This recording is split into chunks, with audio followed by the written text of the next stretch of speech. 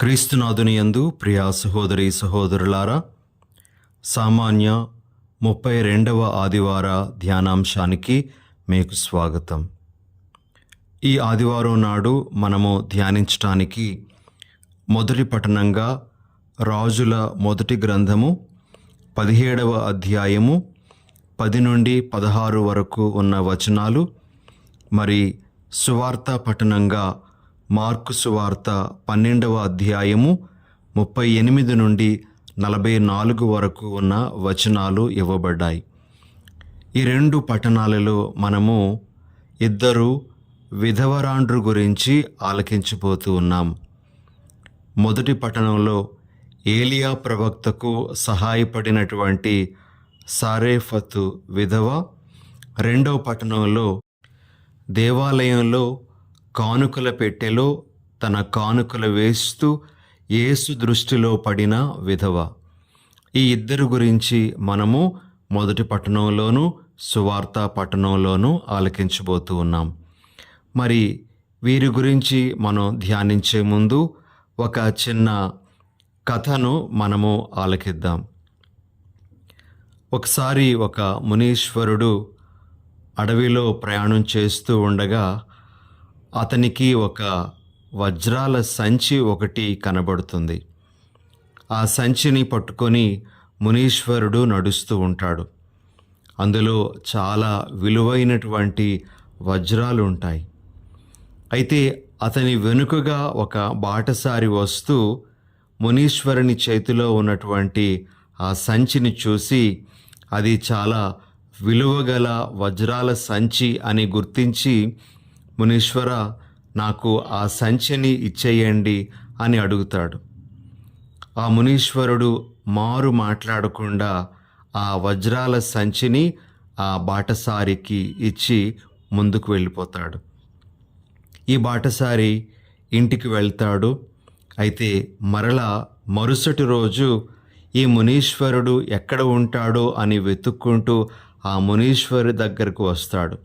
వచ్చి అతని పాదాల దగ్గర ఈ వజ్రాల సంచిని పెట్టి, మునీశ్వర, నాకైతే అర్థం కావటం లేదు, మీరు ఎంత సులభంగా ఈ సంచిని నాకు ఇచ్చేశారు, మీరు ఎంత సులభంగా ఈ సంచిని మీరు వదులుకోగలిగారో నేను అస్సలు అర్థం చేసుకోలేకపోయాను. నేను ఇప్పుడు గుర్తించింది ఏమిటి అంటే, నాకు ఈ వజ్రాల సంచి కాదు కావాల్సింది, నాకు మీలో ఉండేటువంటి ఆ గుణం నాకు కావాలి. దేనినైనా సరే విడిచిపెట్టగలిగేటువంటి గుణం, దేనితోనైనా సరే అనుబంధం లేకుండా జీవించేటువంటి గుణం, ఆ గుణం నాకు కావాలి. మీరు నాకు అది నేర్పించండి, నాకు ఇవ్వండి అని ఆ బాటసారి ఆ మునీశ్వరుని కోరాడట. ప్రియ సహోదరి సహోదరులారా, ఈ చిన్న కథలోని సందేశం మనకు చాలా స్పష్టంగా బోధపడుతూ ఉంది. మన జీవితంలో డబ్బు కంటే విలువైనటువంటివి ఎన్నెన్నో ఉన్నాయి అని. అందులో ఒకటి భౌతిక వస్తువులతో అనుబంధం లేకుండా జీవించగలగడం అనేటువంటిది. దీనినే మనము డిటాచ్మెంట్ అని కూడా పిలుస్తూ ఉంటాం. మరి ఇలాంటి ముఖ్య సందేశము మనకు ఈ చిన్న కథ ద్వారా వస్తూ ఉండగా, మరి మనము ఈనాడు సువార్త పఠనం ద్వారా ప్రభు మనకు ఇస్తున్నటువంటి సందేశాలను గ్రహించటానికి ప్రయత్నం చేద్దాం.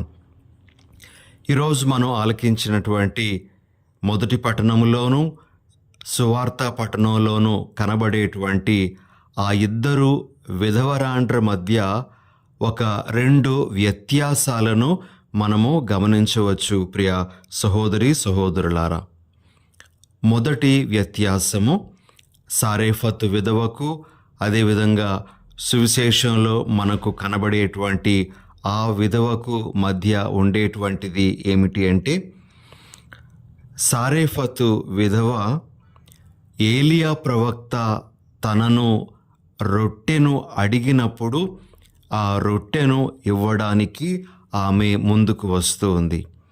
అదే చివరి రొట్టె అని ఆమె దృష్టిలో ఉన్నప్పటికీ కూడా ఏలియా ప్రవక్త కోరాడు కాబట్టి ఆ రొట్టెను ఇవ్వడానికి ఆమె ముందుకు వస్తుంది. అయితే సువిశేషంలో మనకు కనబడేటువంటి ఆ విధవరాలు మాత్రము తనను ఎవరూ కోరకపోయినా, తన మీద ఎటువంటి డిమాండ్ లేకపోయినప్పటికీ కూడా తన దగ్గర ఉండేటువంటి ఆ 2 కాసులను స్వచ్ఛందంగా కానుకల పెట్టెలో వేయడానికి ముందుకు రావడం అనేటువంటిది ఈమెలో మనం చూసేటువంటిది. కాబట్టి ప్రియ సహోదరి సహోదరులారా, మొదటి వ్యత్యాసం ఈ ఇద్దరి మధ్య మనకు కనబడేటువంటిది ఏమిటి అంటే, ఒకరేమో తనను కోరినప్పుడు ఇవ్వడానికి ముందుకు రావడం, ఇంకొకరేమో తనకు తానుగా స్వచ్ఛందంగా కానుకను వేయడానికి ముందుకు రావడం. ఇక రెండవ వ్యత్యాసం ఏమిటి అంటే, సారెఫతు విధవకు ఏలియా ప్రవక్త వాగ్దానం చేస్తాడు. మరి ఆ వాగ్దానాన్ని మనము రాజుల మొదటి గ్రంథము 17వ అధ్యాయము 14వ వచనంలో ఈ విధంగా ఆలకిస్తాం. ఇజ్రాయేలు దేవుడైన ప్రభువు ఇట్లు సెలవిచ్చుచున్నాడు, యావే నేలపై వాన కురిపించు వరకు కుండలోని పిండి గాని పిడతలోని నూనె గాని తరిగిపోవు అనెను. ఇది ఒక వాగ్దానం ఏలియా ప్రవక్త ఆమెకు ఇచ్చినటువంటిది.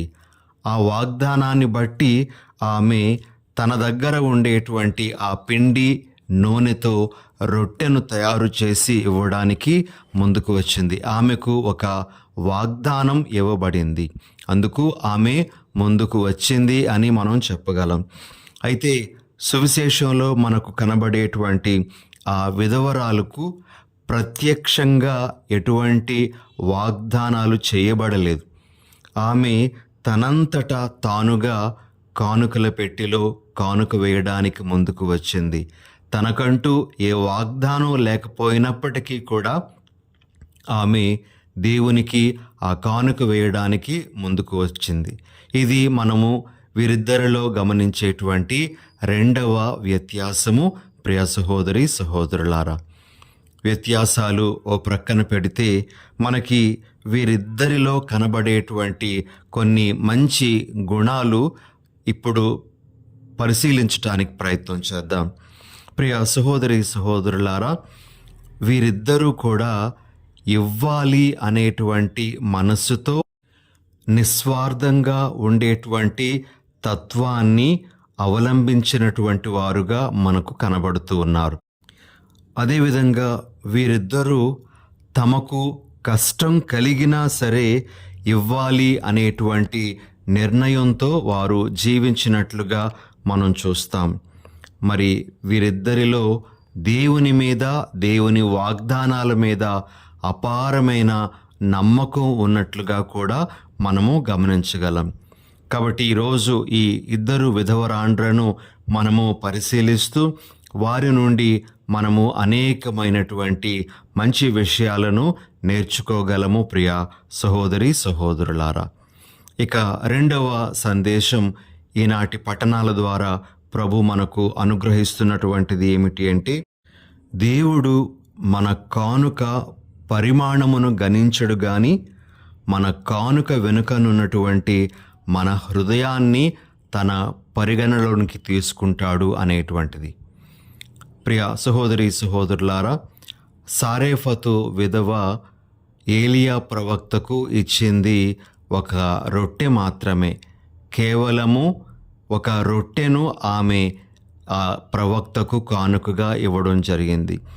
అలానే సువిశేషంలో కనబడేటువంటి ఆ విధవరాలు 2 కాసులు, తన దగ్గర ఉన్నటువంటి ఆ కాసులను కానుకల పెట్టెలో వేయడం జరిగింది. చూడటానికి ఆ కానుకలు చాలా చిన్నవే, పరిమాణములో చిన్నవి, అవి ఎవరూ కూడా గుర్తించలేనటువంటి కానుకలు. అయితే ప్రియ సహోదరి సహోదరులారా, మనము గ్రహించాల్సింది ఏమిటి అంటే, దేవుడు మన కానుక పరిమాణాన్ని కాదు కానీ ఆ కానుక వెనకనున్నటువంటి మన పెద్ద మనస్సును ఆయన గమనిస్తాడు అనేటువంటిది. మరి మనము ఈరోజు నేర్చుకోవలసినటువంటి విషయం ఏమిటి అంటే, మనము కానుకలు ఇచ్చేటప్పుడు, మరి ముఖ్యంగా దేవాలయంలో మనము కానుకలను ఇచ్చేటప్పుడు ఎటువంటి హృదయంతో ఆ కానుకలను మనము ఇవ్వాలో కొద్దిగా తెలుసుకోవడానికి ప్రయత్నం చేద్దాం. మొట్టమొదటిగా ప్రియ సహోదరి సహోదరులారా, మనము మన కానుకలను కృతజ్ఞతా హృదయంతో ఇవ్వాలి. కృతజ్ఞతా హృదయం ఎందుకంటే మనకున్నదంతా కూడా ప్రభువు మనకిచ్చినటువంటి దానమే. అందుకే మనము పౌలు గారు కొరింథీయులకు రాసినటువంటి మొదటి లేఖ 4వ అధ్యాయం 7వ వచనంలో ఈ విధంగా ఆలకిస్తాం. దేవుని నుండి పొందనది నీ వద్ద ఏమైనా ఉన్నదా? మన దగ్గర దేవుని నుండి పొందనది ఏదీ లేదు అని మనము గ్రహించాలి. అందుకే కృతజ్ఞతగా నాకున్నదంతా కూడా దేవుడు నాకు ఇచ్చింది, నేను ఏది ఇచ్చినా సరే కృతజ్ఞతగానే ఇస్తూ ఉన్నాను అనే భావంతో మనము మన కానుకలను ఇవ్వగలగాలి. ఇది ప్రభువు హర్షించేటువంటి ఒక విధము ప్రియ సహోదరి సహోదరులారా. ఇక రెండవది ఏమిటి అంటే, మనము మన కానుకలను బాధ్యతగా ఇవ్వగలగాలి. మనం ఏదో ఒత్తిడి వలన కాకుండా బాధ్యతగా మనము ఇవ్వగలగాలి. పౌలు గారు కొరింథీయులకు రాసినటువంటి 2వ లేఖ 8వ అధ్యాయము 12వ వచనంలో ఈ విధంగా అంటారు, ఏలయనా ఇచ్చుటకు మీకు ఆసక్తి ఉన్నచో మీకు లేని దానిని బట్టి కాక మీకు ఉన్న దానిని బట్టియే దేవుడు మీ కానుకను అంగీకరించును. చాలామంది అనుకుంటూ ఉంటారు, మాకేముంది మేము కానుకలు ఇవ్వడానికి, మాకేముంది మేము చందాలు ఇవ్వడానికి అని. కానీ ప్రియ సహోదరి సహోదరులారా, మనకు ఉన్న దానిని బట్టే మనము దేవునికి కానుక ఇవ్వడం అనేటువంటిది మన బాధ్యతగా మనం గుర్తించాలి.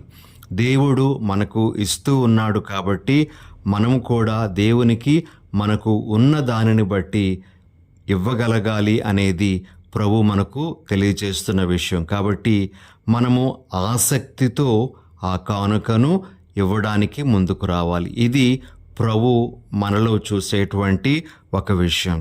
ఇక మూడవది ప్రియ సహోదరి సహోదరులారా, మనము దేవాలయంలో కానుకను ఇచ్చేటప్పుడు దానిని సంతోషంతో ఇవ్వగలగాలి. మనము పౌలు గారు కొరింథీయులకు రాసినటువంటి 2వ లేఖ 9వ అధ్యాయము 7వ వచనంలో ఈ విధంగా పౌలు గారి మాటలు వింటాం, సంతోషముతో దానమొనర్చువానిని దేవుడు ప్రేమించును అని. అదేవిధంగా శిరాపుత్రుడైన యేసు జ్ఞాన గ్రంథము 35వ అధ్యాయము 9 నుండి 11 వరకు ఉన్నటువంటి వచనాలలో ఈ విధంగా మనము వింటాం, చిరునవ్వుతో నీ కానుకలు అర్పింపుము, సంతసముతో దత్తాంశముల నిమ్ము, మహోన్నతుడు నీకిచ్చినట్లే నీవును ఆయనకు ఇమ్ము, నీ శక్తి కొలది ఉదారముగా ఇమ్ము, తనకిచ్చిన వారిని ప్రభువు బహూకరించును, ఆయన నీకు 7 రెట్లు అదనముగా ఇచ్చును. ప్రియ సహోదరి సహోదరులారా, మన హృదయంలో కానుక ఇచ్చేటప్పుడు సంతోషం ఉందా లేదా అనేది ప్రభు చూస్తాడు. మనము సంతోషంతో ఆ కానుకను ఇవ్వకపోతే దేవునికి ఆ కానుకతో పని లేదు. వాస్తవానికి మనం ఇచ్చేది ఏది కూడా దేవునికి అవసరం లేదు.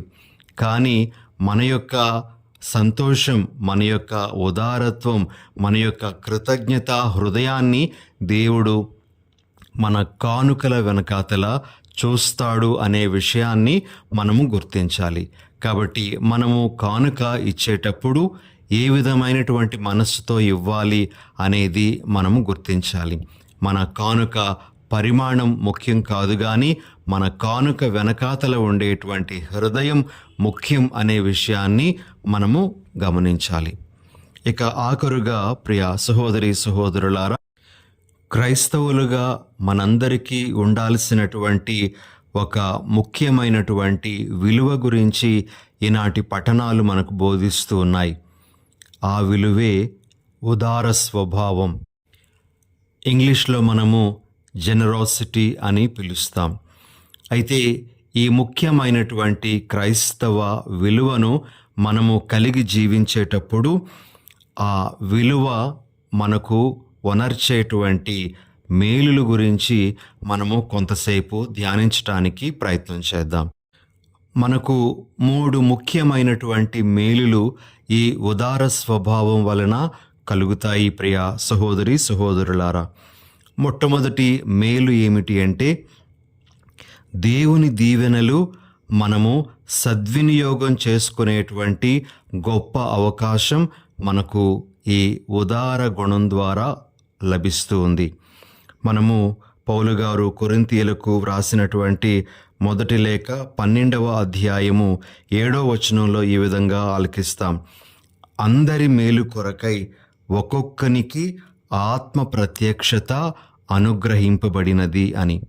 మనం పొందిన ఏ దీవెనైనా సరే, మనకు ఉన్నటువంటిది దేనినైనా సరే, మనము ఇతరుల కొరకు వినియోగించేటప్పుడు మనము దేవుని యొక్క దీవెనను చక్కగా వినియోగించుకున్నాం, సద్వినియోగం చేసుకున్నాం అని చెప్పవచ్చు ప్రియ సహోదరి సహోదరులారా. కాబట్టి ఉదారత్వం అనేటువంటిది దేవుని యొక్క దీవెనలను సద్వినియోగం చేసుకునేటువంటి అవకాశాన్ని మనకు ఇస్తుంది అని గ్రహించాలి. ఇక రెండవది ఏమిటి అంటే ఉదారత్వం దేవుని కార్యాలు మనలోనూ ఇతరులలోనూ జరగడానికి దోహదపడేటువంటి ఒక విషయంగా మనము గ్రహించాలి. మనము ఉదాహరణగా రాజుల 2వ గ్రంథము 4వ అధ్యాయంలో షూనేము అనేటువంటి ఒక స్త్రీ గురించి వింటాం. దైవభక్తుడు ప్రవక్త అయినటువంటి ఎలీషాకు ఆమె చేసినటువంటి సహాయం. ఎలీషా ఎప్పుడైనా వారి ఊరి మీదుగా ప్రయాణం చేస్తూ ఉండేటప్పుడు తన అలసట తీర్చుకోవడానికి గాను లేదా తన ఇంటిలో భోజనం చేయటానికి గాను ఆమె అన్ని రకాలైనటువంటి ఏర్పాట్లు చేయడం జరుగుతుంది. ఆమె తన ఇంటి పైన ఒక ప్రత్యేకమైనటువంటి గదిని ఎలీషా కొరకు నిర్మించడము, ఆ గదిలోన ఎలీషా కొరకు ఒక పడక, ఒక బల్ల, కుర్చీ, దీపము ఏర్పాటు చేయడం అనేటువంటిది జరుగుతుంది. ఎంతో ఉదారత్వంతో ఆమె వ్యవహరించినప్పుడు ఎలీషా కూడా మరి దేవుని యొక్క దీవెనలు ఆమెకు వచ్చేటట్లుగా ప్రయత్నం చేస్తాడు. మొట్టమొదటిగా ఆమెకు సంతానము లేదు అని తెలుసుకున్నప్పుడు మరి ఆమెకు దేవుని యొక్క వాగ్దానాన్ని ఎలీషా తెలియజేయడం జరుగుతూ ఉంది. ఆమెకు సంతాన భాగ్యం కలుగుతుంది, ఒక కుమారుని ఆమె కంటుంది. మరి దురదృష్టవశాత్తు ఆ కుమారుడు చనిపోయినప్పుడు మరలా ఎలీషా ఆ కుమారుని తిరిగి బ్రతికించడం కూడా జరుగుతుంది. ఈ విధంగా ప్రియ సహోదరి సహోదరులారా, ఆ షూనేము స్త్రీ యొక్క ఉదారత్వం వలన దేవుని అద్భుత కార్యాలను ఆమె తన యొక్క జీవితంలో చూడగలుగుతుంది. సంతానం కొరకు ఆమె ఎలీషాను అడగలేదు, కోరకపోయినప్పటికీ కూడా మరి ఆమె జీవితంలో ఉండేటువంటి ఈ కొరతను ఎలీషా తీసివేయడానికి ప్రయత్నం చేస్తాడు. అదేవిధంగా ఆ కుమారుడు చనిపోయినప్పుడు మరలా ఆ కుమారునికి జీవం పోయడం అనేటువంటి ఆ గొప్ప కార్యం కూడా ఆమె జీవితంలో జరుగుతుంది. ఈ విధంగా మన ఉదారత్వం అనేటువంటిది దేవుని కార్యాలు మనలో కానీ ఇతరులలో కానీ జరగడానికి దోహదపడుతుంది అనే విషయం మనం గుర్తించాలి. ఇక మూడవదిగా ప్రియ సహోదరి సహోదరులారా, మన ఉదారత్వం దేవుని యొక్క దీవెనలు అపారంగా మనం పొందడానికి మనకు ఒక మార్గంగా ఉంటుంది. లూకాసు వార్త 6వ అధ్యాయము 38వ వచనంలో యేసు ప్రభు యొక్క మాటలను మనం ఈ విధంగా ఆలకిస్తాం. పరులకు మీరు వసుగుడు, మీకును వసగబడును. కుదించి అదిమి పొర్లిపోవు నిండు కొలమానముతో వసగబడును. ప్రభు మనము చూపించే ఉదారత్వానికి మనకు ఎటువంటి బహుమానము రాబోతూ ఉందో ఇక్కడ మనకు తెలియజేస్తూ ఉన్నారు. అయితే ప్రియ సహోదరి సహోదరులారా, మనము ఏదో ఆశించి ఒకరికి సహాయపడడమో లేకపోతే కానుకలు ఇవ్వడమో చేయడం కాదు, కానీ అది ఒక బాధ్యతగా దేవుడు మనలో పెడుతున్నటువంటి ప్రేరణగా మనం చేసుకుంటూ వెళ్ళాలి. అలా మనము దేవుని యొక్క పనిలో నిమగ్నమైనప్పుడు మనకు కావలసినటువంటి దానిని దేవుడు తప్పక అనుగ్రహిస్తారు. మనము అడిగిన దానికంటే, ఊహించిన దానికంటే కూడా ఎన్నో రెట్లు అధికంగా మనలను ఆ ప్రభు దీవిస్తారు. మరి ఇలాంటి విషయాలన్నీ ఈనాటి పఠనాల ద్వారా ప్రభు మనకు బోధిస్తూ ఉన్నారు. మనము ఉదార స్వభావంలో ఎదగడానికి ప్రయత్నం చేద్దాం. దేవునికి మన కానుకలు ఇచ్చేటప్పుడు మన హృదయం ఎలా ఉందో మనం పరిశీలించుకుందాం. మనము ఆ పేద విధవరాండ్రు ఏ విధంగా ఇవ్వాలి అనేటువంటి మంచి మనస్సుతో ఇవ్వడం జరిగిందో, తమ యొక్క జీవిత సర్వస్వాన్ని దేవునికి సమర్పించటానికి వారు ఏ విధంగా వెనుదీయలేదో, అటువంటి మంచి మనస్సును, నిస్వార్థమైనటువంటి మనస్సును ఆ ప్రభు మనకు దయచేయాలని ఈనాటి దివ్య ఆరాధనలో మనము ప్రార్థన చేసుకుందాం. ప్రార్థించుదాము. పరిశుద్ధుడైన ఓ మా ప్రభువా, ఈనాటి ఆదివార పఠనాల ద్వారా మీరు మాకు అందిస్తున్న సందేశాలను బట్టి మీకు వందనాలు, స్తోత్రాలు. ప్రభువా, మా హృదయాన్ని మీ ప్రేమతో నింపండి. మా హృదయంలో ఉదారత్వం అనేటువంటి ఆ క్రైస్తవ విలువను సంపూర్ణంగా నింపండి. ప్రభువా, ఈ ఉదార స్వభావంతో మేము జీవిస్తూ మా జీవితాలను మీకు మహిమకరంగా మలుచుకునే వరాన్ని దయచేయమని మా ప్రభువైన యేసు నామమున అడిగి వేడుచున్నాం తండ్రి. ఆమెన్.